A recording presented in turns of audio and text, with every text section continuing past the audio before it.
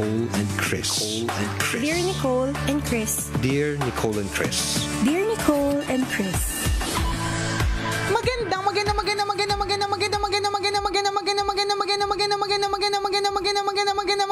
Magandang morning, Luzon, Visayas at Mindanao, Metro and Mega Manila. Thank God it's Friday! Ikaw, kabisyo na pabibo kahit Friday. Wow! Kinakarirang trabaho, kinakarirang pag-aaral. Very good naman yun. Kung ganun, ibig sabihin napaka-positibo ng outlook sa buhay. Career always. Tama, sipag-sipagan. Yung iba kasi pag Friday wala na, inuubos na lang yung oras, tamad-tamara ng eksena, pero ikaw. Oh, di ba? Bibong-bibo. 6 a.m. pa lang gumagawa na ng report. Taray! Eh di good for you. Lagi kang busy, lagi kang masipag, di ba? So Friday na po at lagi namin na itong sinasabi mga kabisyo na natatapos din ang buong working week. Tama. Natatapos din ang buong school week, natatapos din ang stress. So smile ka na dyan. Pasasaan ba't mamaya uwi tayo pare-pareho? Correct. Bukas, Sabado, gigimik na naman, lalamyerda ka na naman. Oo, di naman kaya kung wala kang pang lamyerda, makakapag-rest sa bahay, magpakabatugan, matutulog, di ba? Ganun lang yon ha. Stay happy today, kabisyo, ha? Dear Nicole and Chris, tambalanisan niyo po ako since 2007. Ano po ba ang dapat kong gawin sa biyanan ko? Nako, Naman. dyan sa biyanan na yan. Masyado pong nangingialam. Kahapon po, bumisita siya sa bahay namin. Hindi niya po nagustuhan yung kulay ng kurtina namin kasi masyado daw madilim sa bahay. Tapos, hindi niya rin po nagustuhan yung pagluluto ko. Dahil yung pork chop po, mukha pong, hindi po daw kasi mukhang pork chop. Paano daw po ba naging pork chop yun? Eh, hindi naman ako magaling magluto. At least, di ba, nag-effort, Nicole and Chris? Sa totoo lang, ayoko naman talaga magluto at feeling ko hindi yan requirement. Anyways, ang nakakainis pa dito sa biyanan ko, kung makahingi sa asawa ko, akala mo may patago. Galit na galit si galit na galit si hugot ni Lalim ng maugat yung hugot mo. Ang lalim. Ano po ba dapat kong gawin? Eh, ayoko naman deadmahin kasi mahal naman po siya ng asawa ko, di ba? At nanay siya ng asawa ko. Gusto ko siyang respetuhin pero nakakainis na talaga. Thank you, Tambalan. Hi, Tanghenyo. God bless sa inyo. Okay. So, kumusta naman yung mga Ay, ako wala kasi akong problema, partner. Sabihin Ako para sa akin, maganda talaga from the very beginning pinaghandaan mo na yung pagpapakasal. Kasi pag pinaghandaan mo yung pagpapakasal, ibig sabihin makakabukod ka. Correct. So kung mga may paminsan-minsan na pumupunta yan para sumitasita, paminsan lang yun. Kasi kung halimbawa hindi ka bumukod, nandyan lang sa tabi, Ay, nakaw! Maya't maya, umasa ka. Paratrating ka. Parang Armalite ang bibig ng biyanan mo. Walang humpay yan. Lalo pa pag yung tirahan, yung compound na isang buong pamilya. That's nandoon lahat. Tapos ikaw yung outsider, ikaw yung bagong salte, di ba? Ikaw lang yung ikaw yung bago doon. Papakisamahan pa nila yung ugali mo, madami silang mapapansin tungkol sa'yo. Kaya dapat talaga, una pa lamang, paghandaan yung pagpapakasal. Hindi yun yung basta-basta. Yung, it doesn't matter kahit hindi na malaking bahay agad. Basta ang mahalaga dito, nakabukod kayo. Hindi naman sumasama ang ugali ninyo na ayaw nyo nang wala na kayong pakialam doon sa dating yung family. Hindi ganun, Mabuti na yung sigurado. Kaya lang, feeling ko it will lessen a lot of problems and a lot of complications. So hindi ko alam kung nandyan lang ba sa malapit yung biyanan mo, kaya maya't maya niraratrat ka o paminsan-minsan lang. Kasi ako para sa akin, hayaan mo na yung paminsan-minsan. Oo, kasi, pasok sa kanang tenga, labas sa kaliwang tenga na lang ang gawin mo. Kung di ba, minsan lang naman siya sa bagay, siguro iniisip mo dito, minsan na nga lang siya dumating, niraratrat ako. Di ba? Papansinin pa lahat kasi sumasama ang loob mo. Pero hayaan mo na lang, at least minsan lang din naman. Tama yung sinabi mo, partner, na kailangan ng paghandaan. So, isa sa klaseng paghahanda ang gagawin mo, kilalanin mo yung biyanan. Kapag medyo alam mong Armalite ang bibig niyan, medyo pag-isipan mo muna kung pakakasalan mo yung lalaking yan. Hindi, ang paghanda dyan Yun talaga yun. Girlfriend, boyfriend mo pala muna. Kapag sasagutin ko ba ito? Oo. Pag-aralan mo na yung Di ba? Ganito. Parang katulad lang, di ba, minsan you also have to consider daw, bago pagpakasalan ng isang tao, yung kanyang medical history. Uy, totoo yan. Ako, sinabi din sa amin ng teacher namin dati. Oo, dati alam mo, sinabi yan sa akin. Sa atin, may nagsabi din sa atin yun nung hindi pa tayo may edad. Yung mga bata-bata pa tayo, tas ang hilig nating jumowa. Basta hindi ko makakalimutan, laging sinasabi yun, Uy ha, nung una hindi ko pa naintindihan, tingnan mo yung medical history. Kasi parang ako, na-weirdohan naman ako, okay, bago tayo mag-date, diabetic ka ba?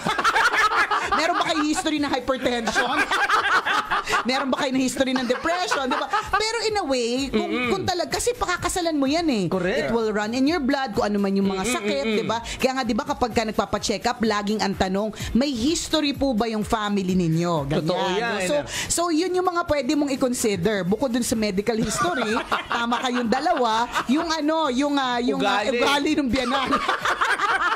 Mga parte ng paghahanda yan, wag basta-basta sabak ng sabak, nakakalurk. Oo, natatandaan ko, para sinabi sa akin, sa amin nung teacher ko dati, yun nga, tama, medical history, lahat, historical background ng asawahin mo. Family, ano yung lahi nila, sila ba lahi ng mga kulot? Kung ayaw mo ng mga kulot at allergic ka sa mga correct, kulot, diba? pag-isipan mo yan. Halimbawa, alam mo, ang pangarap mo magkaroon ng mga anak na mga matatangkad. Tapos nakita mo yung mga ninuno, gasolito lang ang height. Ang liliit lang, 'di ba? Mga bansot lahat, 'di ba? Huwag mo na din. 'Di ba? Kasi ang pagpapakasal is ang palibasa nowadays, kung sino na lang magustuhan mo, makiskisan mo, 'di ba? Feeling mo she's the one, he's the one. Pinag-iisipan niya. At yung sinasabi natin, kasi nabanggit nga ni partner kanina, yung paghahanda. Ito yung mga kailangan na dapat mong paghandaan. Totoo yan, historical background kailangan mo yan. Correct. Kung halimbawa man nakita mo na medyo may ugali yung yung biyanan. Ang part na pero mahal mo naman yung lalaki, 'di ba? Ang part na paghahanda mo naman is yung pagtanggap. Na kailangan mong tanggapin na may magiging ganito kang makakasama hangga't buhay yan, 'di ba? Tama. Hindi mo naman pwedeng i-wish na sana makunin na siya kagad ni Lord. Pero yun ang paghahanda ay sa sarili. Sa sarili mo na kailangan mong tanggapin na ito na siya at may ugali talaga siya. Pag nasipat mo na halimbawa, yan yung ugali na maging biyanan mo. Paghanda mo na, pagpagkasal nyo, bukod kayo kagad. Bukod agad. Nako, kapag ganito yung biyanan na maraming lahat lagi sinisita lahat. Nako, kung nakatira sa Quezon City, uuwi ako Quezon Province. Para malayo, hindi basta-basta makakadalaw. Diba, sa bagay, gets ko naman eh. Halimbawa, ikaw yung tipong, basing on yung hugot. Yung tipong gusto mo na, may mga tao kasing gusto nila na madilim. Yung halimbawa, yung mga blinds nila, dark, may gray. Yung ano tawag doon? Blackout yun. Blackout curtains. Diba? At syala kasi yun eh. Social kasi mga sa hotel lang ginagamit yun. Correct. Sa mga bahay, gusto natin yung parang ipanabing ng lamok. Tama. Diba? Yung sa mga hotel, yung talagang makakapal na blackout curtains na hindi mo alam kung umaga na o gabi. Correct. Ganon. So, feeling ko ganun yung gusto mo. Hindi ganun yung nanay nung Iba ang taste ng biyanan mo eh. Gusto niya yung mga dilaw. Yung mga bulaklakin, ganon. Yung alam mong yung usual. Yung typical Filipino na bahay. Diba? Tapos ikaw, kung bagong kasal ka, syempre, minsan talaga, yung pork chop, nagmumukhang hindi talaga pork chop, diba? Kaya, mukhang pancake. Oo. Diba, may mga ganun talaga. At sasama naman din talaga yung loob mo kapag ka may sumita. Pero ako nga, para sa akin, kung paminsan lang naman, pasok sa isang tenga, labas na lang sa isang tenga. Kasi wala kang magagawa, nanay, nung ng asawa mo. Ganito diba? na lang ang isipin mo, Kabisyo. Baka isipin mo, one-sided tayo, magalit sa atin lahat mga biyanan na nakikinig ngayon. Wag naman. Bawat tao, may kanya-kanyang kiliti yan eh. Meron yan. So kung feeling hindi mo naman, ngayon, she's not all that bad. Yes. So yun yung dapat mong alamin. Ano ba yung kiliti ng biyanan ko? Ano ba yung mga bagay na gusto niya, na kaya kong sakyan? Kasi alam mo, it will be easier if you're friends. Yes. Kasi kasi again, wala ka naman magagawa eh. Lalo pa kung halimbawa, mahal na mahal ng asawa mo yung nanay niya. Nanay niya yun. Tama. Kahit sa mo pagbalik ta rin, pagtatanggol niya pa rin naman yan. 'Di ba? Kahit papaano. Saka sa batas din, nanay mo na rin din Oo, yan. nanay mo na din. O, 'di ba? So, pagtanggap na lang din talaga. Because otherwise, sasabihin ng biyanan mo, hindi kita tatantanan. Correct. Rarat-ratin kita hanggang maisipan mo maghiwalay kayo ng anak ko. Alam mo yung pinaka-technique lang dyan sa mga taong masusungit yung mga tipong ganyan. Recognize mo lang sila palagi. Correct. Parang padating pa lang. Recognize. Ay, Ang ganda mami. mo, Yung mga mami. tipong ganun, tuwa na yan sila. Sa bagay, tsaka pag may matanda na, minsan kailangan lang ng Subukan pagpapansin eh. Ito very effective talaga na strategy pag may nakita kong masungit. Unahan mo na, ay boss, kamusta? Ma'am, kamusta? O kaya bulahin mo. Yan. Ang ganda ng Plastikin mo sa Oo. madaling salita. Plastikin mo na, di ba? Ang ganda ng pagkaka-pedicure sa'yo ngayon. Kasi kahit ano na lang. yung mga tao na yan na naghahanap ng recognition lang yan. Kaya sila nagkakaganyan. Totoo yan. So, pwede nga yung isa yun sa mga strategies na pwede mong gawin. Hanapin ng kilite o kaya talagang medyo bula-bulahin. Actually, hindi mo naman bula-bulahin. Paraan kasi yun para makuha mo yung loob ng biyanan mo. Correct. Try mo muna subukan. Baka naman kasi umaalma ka kaagad. Huwag kagad nega. May mga paraan naman Correct. para maging friends kayo. Malay mo magkasundo din kayo. Di ba? Ikaw isa sa mga paboritong anong tawag doon? Manugang. Oo, ay nako. Bongga yan kapag ka-favorite manugang Ay, ka. nako. Minsan, yun naman yung kagandahan dyan kapag ka ikaw yung favorite na manugang. Parang ikaw yung mas tinuturing ka pang anak kaysa sa tunay na Kalaban. anak. Diba? Diba? Pero good. Mas Kontrabida maganda naman sa yun mga eh. anak. Pero di ba mas maganda yun yung nasa good side ka ng isang tao kaysa nasa bad side ka ng tao. Correct. Kasi mabigat dalhin yan eh. At pag nagkataon yun, na kunyari, ikaw yung takbuhan ng biyanan mo, every time na may problema siya, sa'yo lalapit kasi nga paborito ka eh. Alam niya ikaw yung maaasahan. Naku, pag nagkahatian ng mana, ikaw ang Nako, pinakamalaking parte. Yan yun eh. Malay mo, kumuha yan ng insurance dati. Oo. Ilagay ka na dun sa mga beneficiaries. Hindi natin masasabi, friend. So, di ba? Dapat ganun ka It eh. pays to be good. Correct. Kapag ka mabait ka, nabibiyayaan. Di ba? Nakatanggap ka pa ng mana. Kaya ka. Sabi ko nga, maging beneficiary bigla sa sa insurance. Ang benefits sa mga matatanda na, yung mga 70, 80 years old na, nako, milyones na yan. Sana, hopefully. Oo, di ba? malay mo. Hindi lang sinasabi sa'yo, ang dami niyang investment sa mga stocks. Oh, hindi natin masabi. So, kung kailangan pakabait na, di ba? Ganun yun. Hindi, try to get in at her good side first. Tama. Bago mo isipin na siya na yung pinakamalalang tao sa buong mundo. Buwisit, nandito na naman siya. Bakit dumalaw na naman yan? Naamoy ko na naman yung pabango niya. Nandito na naman yung demonyita. Gising na yung demonya. Kesa ganon, yung thinking mo, di ba? Subukan mo lang na Intindihin din. Intindihin. Again, tapos kapag ka ginawa mo na lahat, tapos in-exert mo na lahat ng effort, pero ganun pa din siya, nasabi na yata namin to noon, kausapin mo yung asawa mo na baka naman yung nanay mo pwedeng bawas-bawasan yung pagiging maldita. Kasi nakakairita na siya eh, di ba? Sabihin mo, malapit-lapit na rin siya. Sana Oo. magpakabait Oo. naman siya. Sabi nga ng mga pare, kapag kaganyang edad na dapat active na sa church, wag na siya punta ng punta dito.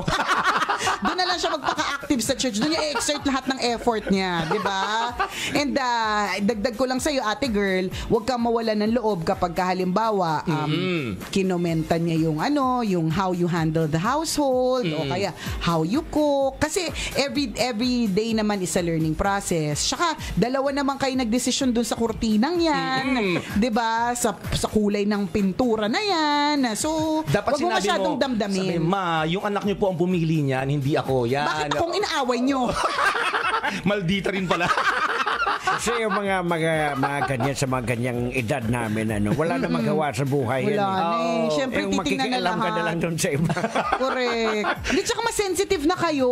So, pag pinatulan pa namin kayo, 'di ba? Parang hindi makakabuti. At saka maaaring paraan na lang din nila yon para isipin nyo, nandito naman kami, pansinin nyo naman kami. Minsan nagsusungit-sungitan na lang, Tama. minsan nagdadrama, nagpapa-importante sa madaling salita. Tingnan mo, pa-importante lang pala si Madam. Kaya nga sinasabi ko rin dapat i-recognize mo yung presence. Kasi tama. what for all you know, wala naman nakakausap na.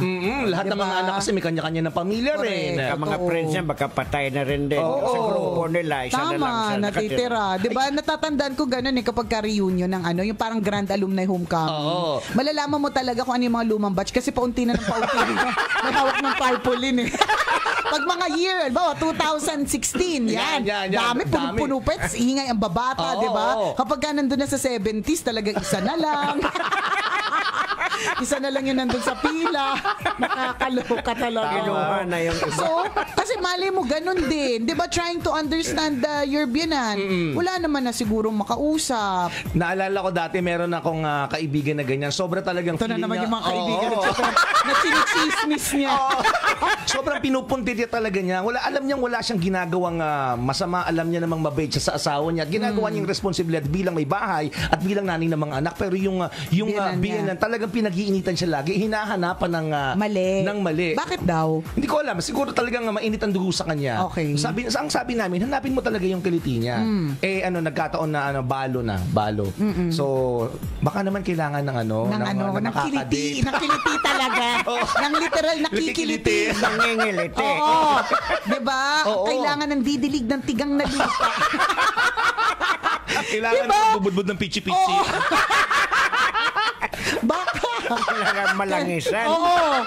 Manyugan ang natuto yung pichi-pichi. Kasi for all you know, di ba? Ano pa siya eh. Alam mo yun? Parang able na able eh. Able. Oo. Feeling ko talaga. Imagine ko. Dati siyang tokwa na siya ngayon. So tuyot na siya. Puro narnibal pa ang itim na. Diba? Ganun, pero able pa din. Ibig sabihin able. Kalakasan able to love. Oo. Able to feel kilig. Able to ballroom nga eh. Able to ballroom. At dahil yun talaga, sobrang mahilig siya mag-Zumba partner. Mahilig siyang mag-ballroom. Ang ginawa nitong kaibigan ko na to, alam ko na ang kiliti mo. Yan. Bibigyan kita ng DI. Totoo yan. Hindi na pumupunta sa bahay nila. Hindi na sa pinupunteriya. At ngayon, isa na siya sa mga paboritong manugang. Diba? Oo. Tingnan mo. Kasi araw-araw may kasama sa bahay na DI eh. correct. Ikaw ang naging paraan, di ba? Ikaw ang naging susi para manyugan. Ang pichi-pichi. Ano yung pitsi-pitsi? Oo. Di ba? Ikaw yung naging paraan para magkaroon siya ng kasi when you become a senior, yung all of a sudden yung wala kang trabaho, wala kang pagkakaabalahan, syempre maghahanap, able pa yung mind mo. Tingnan mo nga si Enrile. Oo, di ba? Gusto pang tumakbo. Ilang taon na siya. 94 Di ba? 94. Paano yung biyanan mo na kunyari 61 lang, 62. Naku, talagang magpapanyug pa yan.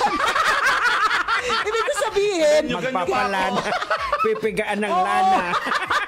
ibig sabihin, kayang-kaya niya pang pumoment, kayang-kaya niya pang mag-decorate, kaya niya pang zumumba, bumallroom. Tama. O meron pa talagang asim, di ba? Oo, so wag mo iparamdam sa kanyang matanda na siya kasi mo offense siya doon. So iparamdam mong malakas pa siya. So bigyan mo ng kadate. Yan, pwede. Oo. Kung balo ha. Kung hindi naman balo, wag ka nga dyan. Ibang mabuting aspeto ng buhay niya yung tingnan mo. Basta Tama. look at her good side. Kasi lahat Correct naman ka. po ng tao merong good side.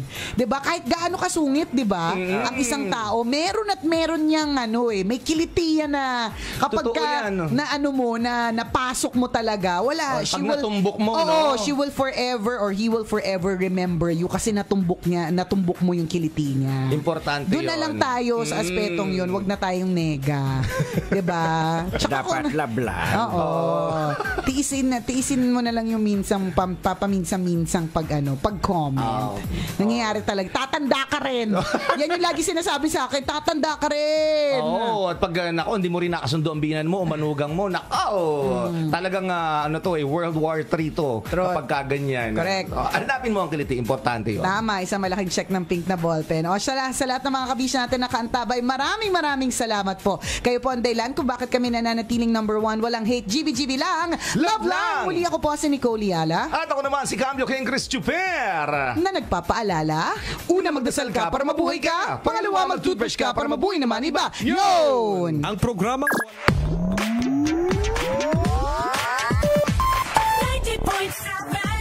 Love Radio. Love lang. Always your number one. SM radio station. Love Radio.